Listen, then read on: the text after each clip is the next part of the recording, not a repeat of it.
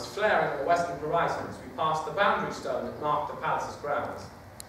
We heard the cry go up from the guards in an answering trumpet.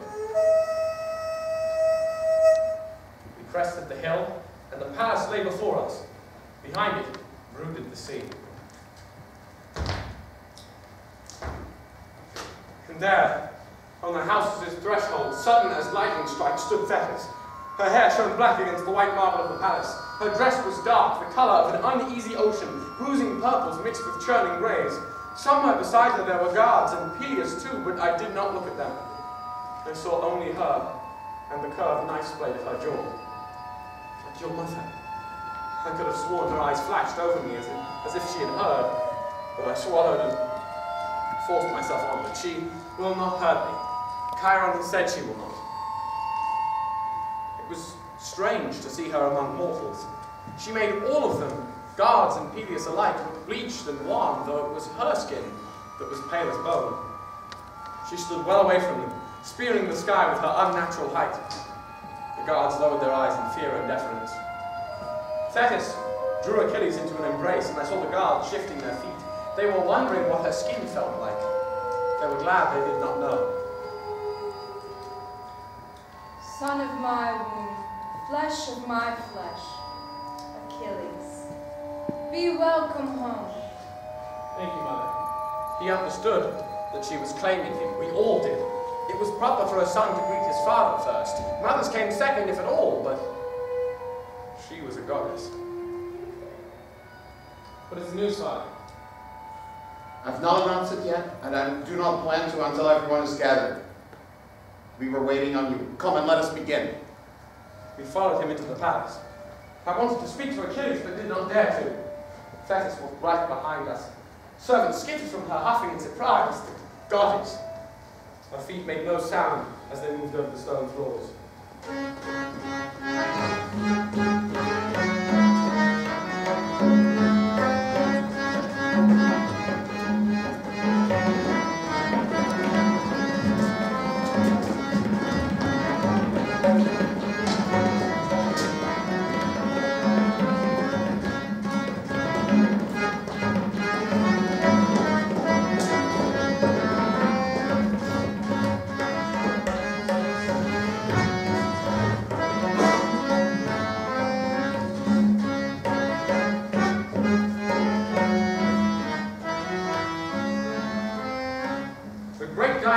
Crammed full of tables and benches.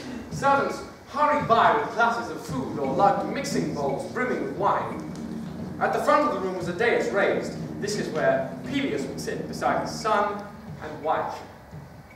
3 places. My cheeks went red. What had I expected? Father, I do not see a place for Patroclus. Achilles, it doesn't matter. I will sit with the men. It is all right. Patroclus is my sworn companion. His place is beside me. Very well. She'll hate me now. She already hates me. How did she come? I don't know. It is strange. I have not seen them together since I was a young boy. Chiron thinks the news will be war. But there's always war in my city. I don't see why we should have been called. Peleus had sat, and a herald blew 3 short blasts on a trumpet. It was the signal for the meal to begin. Quickly, the room was swollen with men, jostling for seats and gossiping. I heard the edge in their voices, a rising excitement. There was nothing on their minds but the man from Mycenae and the news he had brought. Thetis was seated also. There was no plate for her, no knife. The gods lived on ambrosia and nectar, on the savour of our burnt offerings and the wine we poured over their altars. Strangely, she was not so visible here, so blazing as she had been outside. The bulky, ordinary furniture seemed to diminish her somehow. Peleus stood, and the room quieted out to the farthest benches. I've received word from Mycenae, from the sons of Atreus, Agamemnon and Menelaus. The final stirrings and murmurs ceased utterly. Even the servants stopped. I did not breathe. There has been a crime. Menelaus' wife, Queen Helen, was abducted from the palace in Sparta. Helen! The hushed whisper of men to their neighbors. Since her marriage, the tales of her beauty had grown still greater. Menelaus had built around her palace walls thick with double-layered rock. He had trained his soldiers for a decade to defend it, but for all his care, She had been stolen. Menelaus welcomed an embassy from King Priam of Troy. At its head was Priam's son, the Prince Paris. It is he who is responsible. He stole the queen from her bedchamber as the king slept. A rumble of outrage. Only an Easterner would so dishonor the kindness of his host. Everyone knew how they dripped with perfume, were corrupt from soft living. A real hero would have taken her outright, with the strength of his sword. Agamemnon and Mycenae appealed to the men of Hellas to sail for Priam's kingdom to her rescue. Troy is rich and will be easily taken, they say. All those who fight will return home wealthy and renowned. This was well worded. Wealth and reputation were things our people had always killed for. I've been asked to send a delegation of men from Thea, and I've agreed. Though I will not ask anyone who does not wish to fight, and I will not lead the army myself. Who will lead it? That has not yet been determined. His eyes flickered to his son. No, I thought. My hand tightened on the edge of the chair. Not yet. Across from me, Festus's face was cool and still, her eyes distant. She knew this was coming. She wants him to go. Chiron and the Rose Cave seemed impossibly far away, a childish idyll. I understood suddenly the weight of Chiron's words. War was what the world would say Achilles was born for. That his hands and his swift feet were fashioned for this alone, the cracking of Troy's mighty walls. They would throw him among thousands of Trojan spears and watch with triumph as he stained his fair hands red. Lord Phoenix will note the names of all those who wish to fight. There's more. Before Helen's betrothal to Menelaus, she had many suitors. It seems these suitors swore an oath to protect her, whosoever might win her hand. Agamemnon and Menelaus now charge these men to uphold their oath and bring her back to her rightful husband. I stared. An oath. In my mind, the sudden image of a brazier and the spill of blood from a white goat. A rich hall filled with towering men. The herald lifted the list. The room seemed to tilt. My eyes would not focus. He began to read. Antenor, Eurypylus, Machaon. I recognized many of the names. We all did. They were the heroes and kings of our time, but they were more to me than that. I had seen them in a stone chamber heavy with fire smoke. Agamemnon. A memory of a thick black beard, a brooding man with narrowed, watchful eyes. Odysseus. The scar that racked his calf, pink as gums. Ajax. Twice as large as any man in the room with his huge shield behind him. Philoctetes. The bowman. Idomeneus. Diomedes. Minotiades. The herald paused a moment, and I heard the murmur, "Who?" My father had not distinguished himself in the years since my exile. His fame had diminished, his name was forgotten, and those who did know him had never heard of his son. I sat frozen, afraid to move lest I give myself away. I am bound to this war. Is that you? You were there? Listen, it is not your name anymore. Say nothing. We'll think of what to do. We'll ask Chiron. The names kept coming, and memories came with them. 3 women on a dais, and one of them Helen, a pile of treasure and my father's frown. I had thought I dreamt it. I had not. When the herald had finished, Peleus dismissed the men. They stood as one, benches scraping, eager to get to Phoenix to enlist. Come, I wish to speak further to both of you. I looked at Thetis to see if she would come too, but she was gone.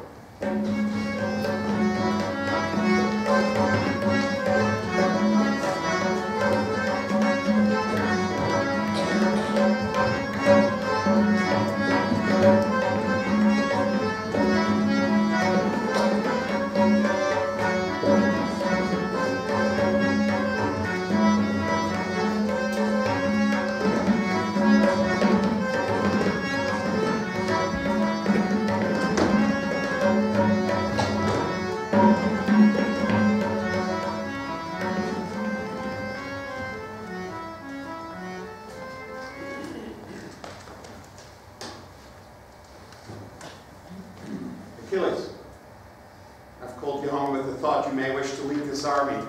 It was spoken. I have not yet finished with Chiron. You've stayed on Pelion longer than I have, longer than any hero before. That does not mean I must run home and help the sons of Atreus every time they lose their wives. There's no doubt that Menelaus rages at the loss of his wife, but the messenger came from Agamemnon. He's seen Troy grow rich and ripe for years and now thinks to pluck her. The taking of Troy is a feat worthy of our greatest heroes. There's much honor to be won from sailing. There will be other wars. How about Patroclus? He was called to serve. He is no longer the son of Menoetius. He's not bound by that same oath. I hear some shuffling. I do not think so. The oath was undone when his father disowned him. I do not wish to go. Well, that is not for me to decide. I'll leave that to you. Achilles, men are coming here to speak to you. Kings sent by Agamemnon. They will ask me to fight. They will. And you wish for me to give them an audience? I do. I will not dishonor them or you. I will hear their reasons, but I must say I do not think they will convince me. That is also not for me to decide. Achilles knelt, and Peleus placed one hand on his head. I was used to seeing Chiron do this, and Peleus' hand looked withered by comparison, threaded with trembling veins. It was hard to remember sometimes that he had been a warrior, that he had walked with gods.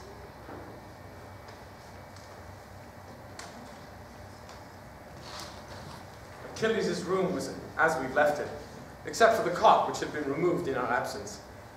I was glad. It was an easy excuse in case anyone asked why we shared a bed. We reached for each other, and I thought of how many nights I had lain awake in this room, loving him in silence.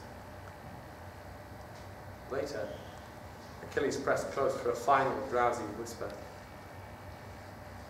If you have to go, know that I will go with you.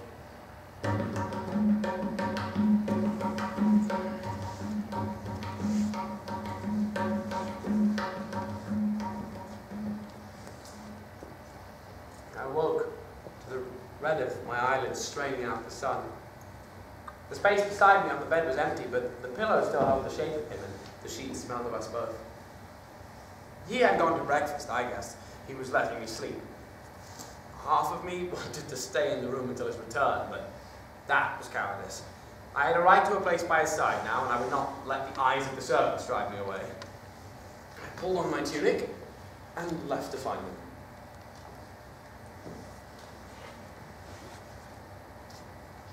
He was not in the great hall, busy with servants removing the same platters and bowls there had always been. He was not in Peleus' council chamber, and he was not in the room where we used to play the lyre. He was not outside either in the tree he and I had climbed, or by the sea on the jumping rocks where he waited for his mother, nor on the practice field where men sweated through drills, clacking their wooden swords. I do not need to say that my panic swelled, that it became a live thing, slippery and deaf to reason. My steps grew hurried, the kitchen, the basement, the storerooms, and still I did not find him. It was midday when I sought out Peleus' room. It was a sign of my unease that I went at all. I had never spoken to the old man alone before. The guard outside stopped me when I tried to enter. The king was at rest, he said. He was alone, would he know? But is Achilles, is the prince with him? He's alone. I went to Phoenix next, the old counselor who had looked after Achilles when he was a boy. I was almost choking with fear as I walked to his stateroom. He had clay tablets in front of him, and on them the men's marks from the night before, pledging their arms to the war against Troy. The Prince Achilles, I cannot find him. Peleus did not tell you then? No. I am sorry. His mother has him. She took him while he was sleeping. They are gone, nobody knows where.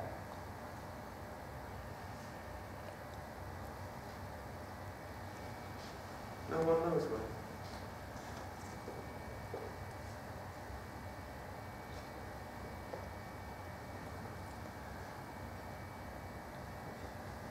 To Olympus, perhaps, where I could never follow. To Africa or India, to some village where I would not think to look. My mind twisted desperately from thought to thought. I would return to Chiron and seek counsel. I would walk the countryside calling his name. She must have drugged him or tricked him. He would not have gone willingly. As I huddled in our empty room, I imagined it. The goddess leaning over us, cold and white beside the warmth of our sleeping bodies. Her fingernails prick into his skin as she lifts him. Her neck is silvery in the window's moonlight. His body lolls on her shoulder, sleeping or spelled. She carries him for me as a soldier might carry a corpse. She is strong. It takes only one of her hands to keep him from falling. I did not wonder why she had taken him. I knew. She had wanted to separate us, the first chance we had, as soon as we were out of the mountains. I was angry at how foolish we had been. Of course she would do this. Why I thought we would be safe, that Chiron's protection would extend here where it never had before. She would take him to the caves of the sea and teach him contempt for mortals. She would feed him with the food of the gods and burn his human blood from his veins. She would shape him into a figure meant to be painted on vases, to be sung of in songs, to fight against Troy. I imagine him in black armor, a dark helmet that left him nothing but eyes, bronze greaves that covered his feet. He stands with a spear in each hand, and he does not know me.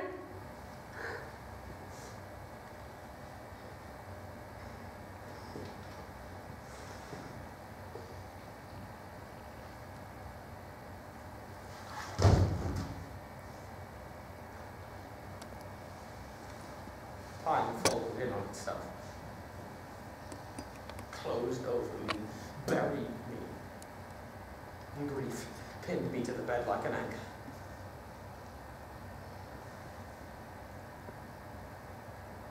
It was only my pricking memory of Chiron that finally drove me forth. Do not give up so easily as he once did. I went to Achilles. He started to speak, but I was too quick for him. One of my hands went to clasp his knees, the other reached upwards to seize his chin with my hand, the pose of supplication. It was a gesture I'd seen many times but had never made myself. I was under his protection now. He was bound to treat me fairly, by the law of the gods. Tell me where he is. I do not know. I do not believe you.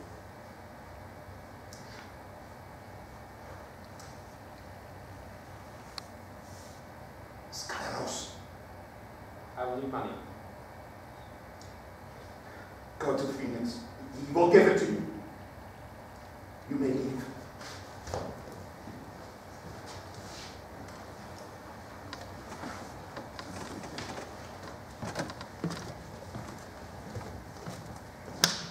The gold that Phoenix gave me would have carried me to Skyros and back twice over. The ship's captain stared when I handed it to him. I saw his eyes flicking over it, weighing its worth, counting what it could buy me. So you will take it. My eagerness displeased him. He did not like to see desperation in those who sought passage. Haste and a free hand spoke of hidden crimes, but the gold was too much for him to object. He made a noise, grudging of acceptance, and sent me to my berth. I'd never been at sea before, and I was surprised at how slow it was. Every night we put in at a different port to refill our water pots and unload our stores. During the days, I stood at the ship's prow, watching the waves fall away from our black tarred hull, waiting for the sight of land.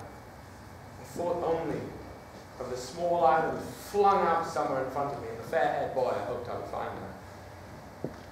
The Bay of Skyros was so small that I did not see it until we had swung around the rocky island's southern rim and were almost upon it. Ah, we are there.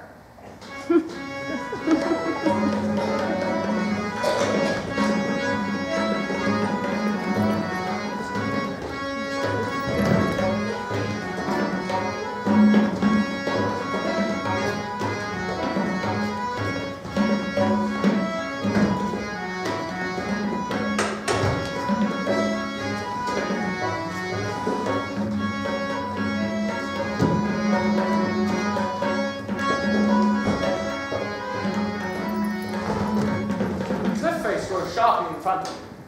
There was a path of steps carved into the rock, coiling up to the palace, and I took it.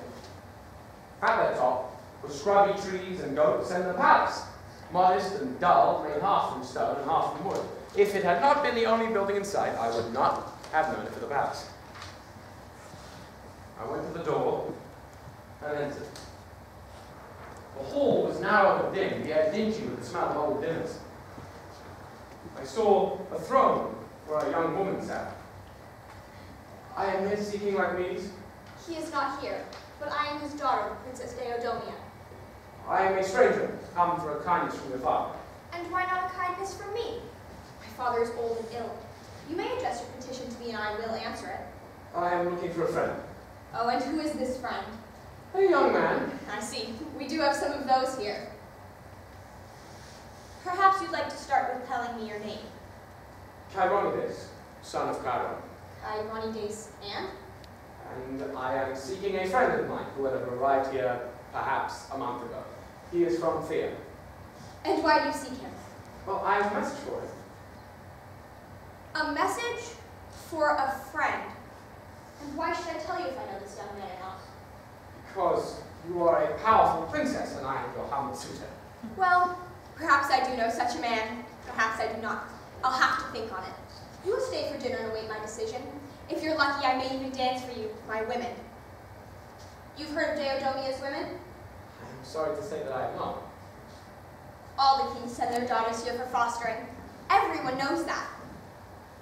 But you. I have spent my time in the mountains and have not seen much of the world. Till dinner, Chironides. We spent the afternoon in the dusty courtyard grounds. The palace sat on the island's highest point, held up against the blue of the sky, and the view was pretty, despite the shabbiness.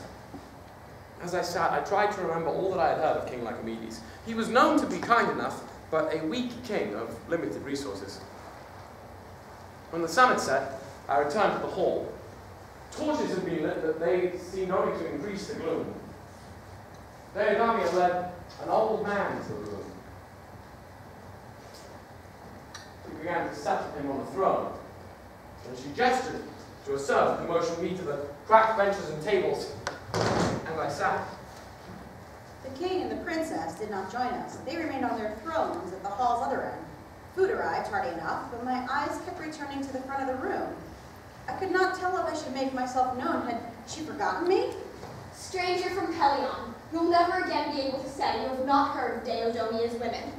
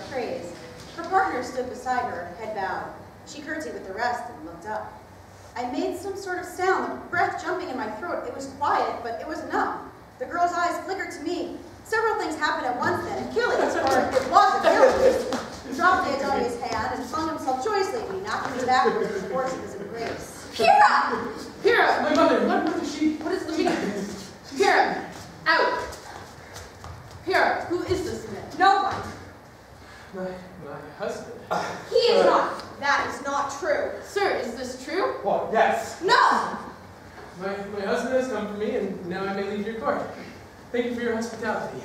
We should consult your mother first. There was she who gave you to me to foster. Does she know of this man? No! Daughter, stop this scene. No! You're lying. You betrayed me, monster! Apathes! Lycomedes froze. Achilles' fingers tightened on mine. In our language, words come in different genders. She had used the masculine form. What was that? He is a man. We are married. What? Do not do this, please. I will do this. You are a fool. I am the only one who knew. I knew, and now I'll tell everyone. Achilles, I'll tell everyone. You not! Venice stood in the doorway. Her face glowed the white blue of the flame center. Her eyes were black, gashed into her skin, and she stood taller than I had ever seen her. Her hair was as sleek as it always was, and her dress as beautiful, but there was something about her that seemed wild, as if an invisible wind whipped around her. She looked like a fury, the demons that come from men's blood. I felt my scalp trying to climb off my head.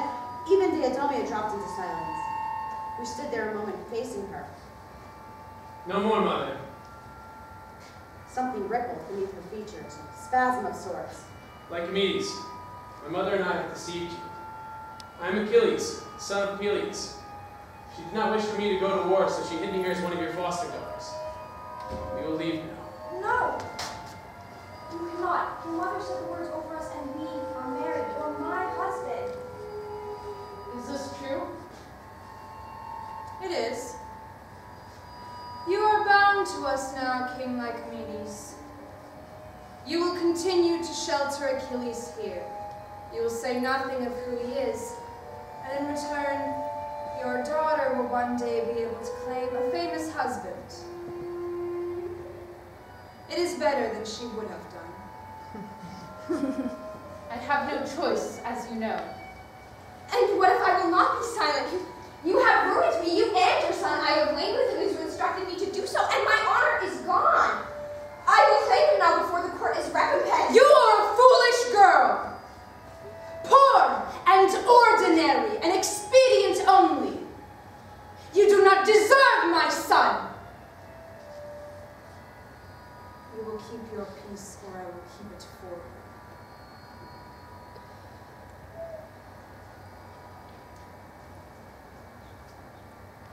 I am pregnant. I was watching Achilles when she said it, and I saw the horror on his face. Lycomedes made a noise of pain. My chest felt hollow and an eggshell thin. Enough! Perhaps I said it, perhaps I only thought it. I let go of Achilles' hand and strode to the door. Alone, I stepped into the darkness. Wait! Please, wait! Let's go. Please, let me explain. I did not want to do it. My mother, she said, she led the girl to my room. She made me. I did not want to. She said if I did it, she said she would tell you where I was. Patroclus, can you hear me? Patroclus, please say something. You did it for nothing. What do you mean? Your mother did not tell me where you were. It was Peleus. She did not tell you? No, did she truly expect you would? Yes. There were 1,000 things I might have said then, to reproach him for his naivety. He had always trusted too easily. He had so little in his life to fear or suspect. In the days before our friendship, I had almost hated him for this. Some old spark of that flared in me, trying to relight, and anyone else would have known that Thetis acted for her own purposes only. How could he be so foolish? The angry words pricked in my mouth. But when I tried to speak them, I found I could not. His cheeks were flushed with shame, and the skin beneath his eyes was weary. His trust was a part of him, as much as his hands or his miraculous feet. And despite my hurt, I would not wish to see it gone, to see him as uneasy and fearful as the rest of us, for any price. He was watching me closely, reading my face over and over, like a priest searching the auguries for an answer. I could see the slight line in his forehead that meant utmost concentration. Something shifted in me then, like the frozen surface of the Apidanos in spring. I had seen the way he looked at Diodomia, or rather the way he did not. It was the same way he had looked at the boys in Thea, blank and unseeing. He had never, not once, looked at me that way. Forgive me. I did not want it. It was not you. I did not like it. There is nothing to forgive.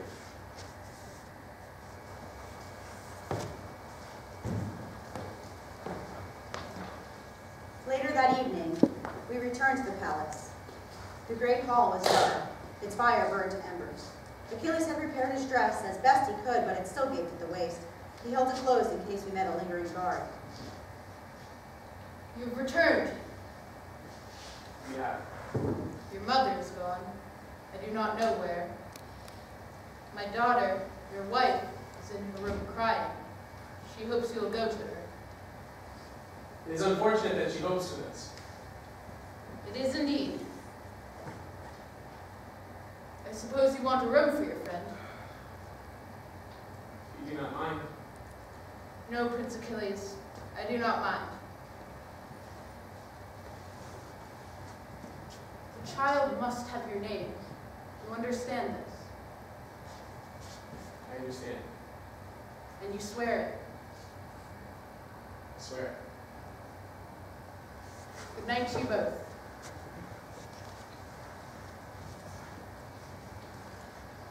In the stories, the gods have the power to delay the moon's course if they wish, to spin a single night the length of many.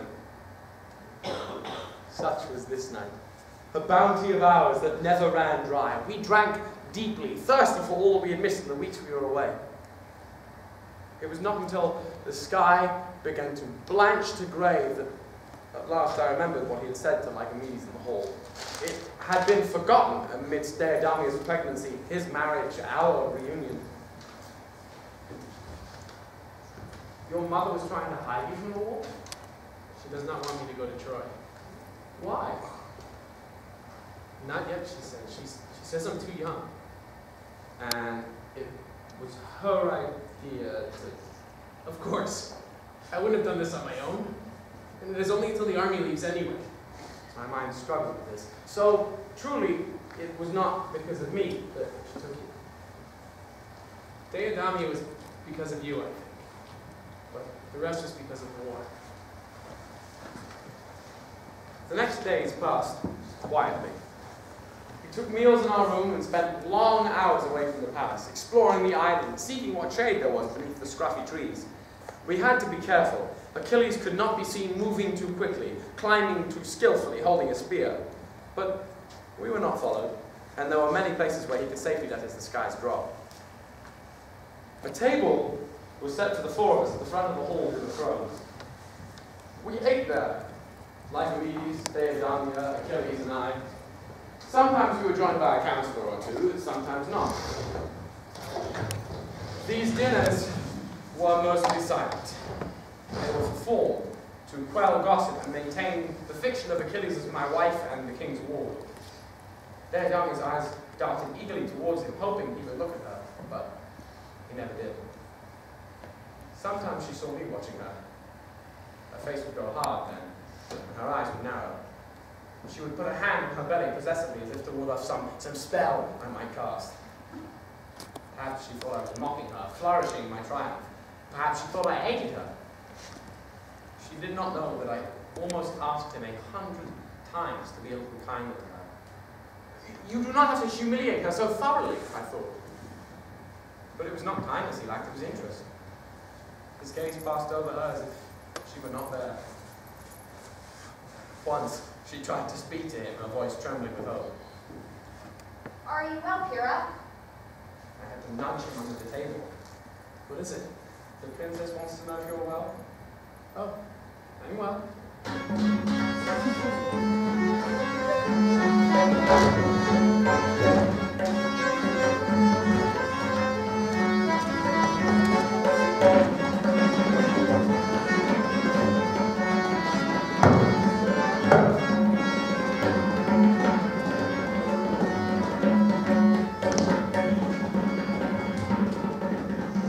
As the days wore on, Achilles took to waking early so that he might practice with spears before the sun rose high. We had hidden weapons in a distant grove, and he would exercise there before returning to womanhood in the palace. Sometimes he might visit his mother afterwards, sitting on one of Scarus' jagged rocks, dangling his feet into the sea. It was on one of these mornings, when Achilles was gone, that there was a loud rap on my door. Yes? You're to come with me. What? The princess ordered it. It will be better if you go quietly. All right. Narrow corridors where they led me I had never visited before. They were the women's quarters, twisting off from the main rooms, a beehive of narrow cells where Deidamia's foster sisters slept and lived. I heard laughter from behind the doors and the endless shush-shush of the shuttle. Achilles said that that the sun did not come through here and that there was no breeze. He had spent nearly 2 months in there. I could not imagine it. At last we came to a large door, cut from finer wood than the rest. The guard knocked on it, opened it, and pushed me through. I heard it close firmly behind me. Inside, Deidamia was seated primly on a leather-covered chair regarding me. There was a table beside her and a small stool at her feet. Otherwise, the room was empty. She must have planned this, I realized. She knew Achilles was away. You wanted to speak with me? Yes, Patroclus, I wanted to speak with you. You're not even handsome. That is the funny thing, you're quite ordinary. I have not given you leave to speak. I mean, look at you. Your neck is short, your chest is thin as a boy's, and your face hideous. My women quite agree. Even my father agrees. Well, what do you say? You have not given me leave to Don't be an idiot. I hate you. I'm leaving tomorrow. That should make you happy. My father wants me to begin my confinement early. He says it would bring shame upon me for the pregnancy to be seen before it was known I was married. I'm sorry. Achilles does not regard me. Even though I bear his child, I am his wife. Do you know why this is so? I do not know. That's a lie. You are the reason. You will sail with him and I will be left here. I should go. No. I'll call the guards if you try. I will say you attacked me. You are angry that he married me, that he lay with me. You were jealous. It was not just once. It was twice. Achilles had told me. She thought that she had power to drive a wedge between us, but she had nothing. I'm sorry. Let me get your father or one of your women. Please. Please do not go. She was shivering, like something just born. Always before, her hurts had been small, and there had been someone there to offer her comfort. Now there was only this room, the bare walls and single chair, the closet of her grief. Almost unwillingly, stepped towards her. She gave a small sigh like a sleepy child, and drooped gratefully into the circle of my arms. Her tears bled through my tunic. I held the curves of her waist, felt the warm, soft skin of her arms. He had held her just like this, perhaps. But Achilles was a long way off. His brightness had no place in this dull, weary room. Her face hot as if a fever pressed against my chest. All I could see of her was the top of her head, the whole and tangle of her shining dark hair, the pale scalp beneath. After a time, her sobs subsided, and she drew me closer. I felt her hand stroking my back, the length of her body pressing to mine. At first, I did not understand. Well, then I did. You do not want this. I do. They are dummy of the guards outside. You must not. You will not bother us here. Achilles will be looking for me. You will not look here. She took my hand. You think I'm beautiful? Yes. My body was small and delicately made, with just the bare size of belly of a child would.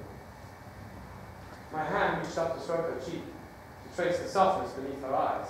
The look in them was terrible to see. There was no hope or pleasure, only determination. Almost I fled. But I could not bear to see her face broken open with more sorrow, more disappointment. Another boy who could not give her what she wanted.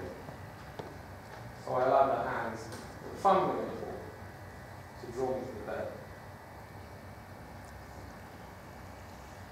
A slow, climbing tension moved through me. It was a strange, drowsy feeling, so different from my sharp, sure desires for Achilles. She seemed hurt by this, my heavy-lidded repose more indifferent. And so I let myself move, made sounds of pleasure, pressed my chest against hers as if in passion. Afterwards, her face was shadowed and distant, her posture strangely stiff. I reached to hold her. I could offer her this at least, but she drew away from me and stood, her eyes weary. The skin beneath them was dark as bruises. I did not understand what she wanted. I only knew that I had not given. I stood, pulled on my tunic. I would have touched her, stroked her face, but her eyes pulled me away, sharp and full. She held open the door. Hopelessly, I stepped over the threshold. Wait. Tell him. Goodbye. Tell him goodbye. And she closed the door, dark and thick between us. When I found Achilles again, I pressed myself to him in relief at the joy between us, at being released from her sadness and hurt. Later, I almost convinced myself that it had not happened, that it had been a vivid dream drawn from his descriptions and too much imagination. But that is not the truth.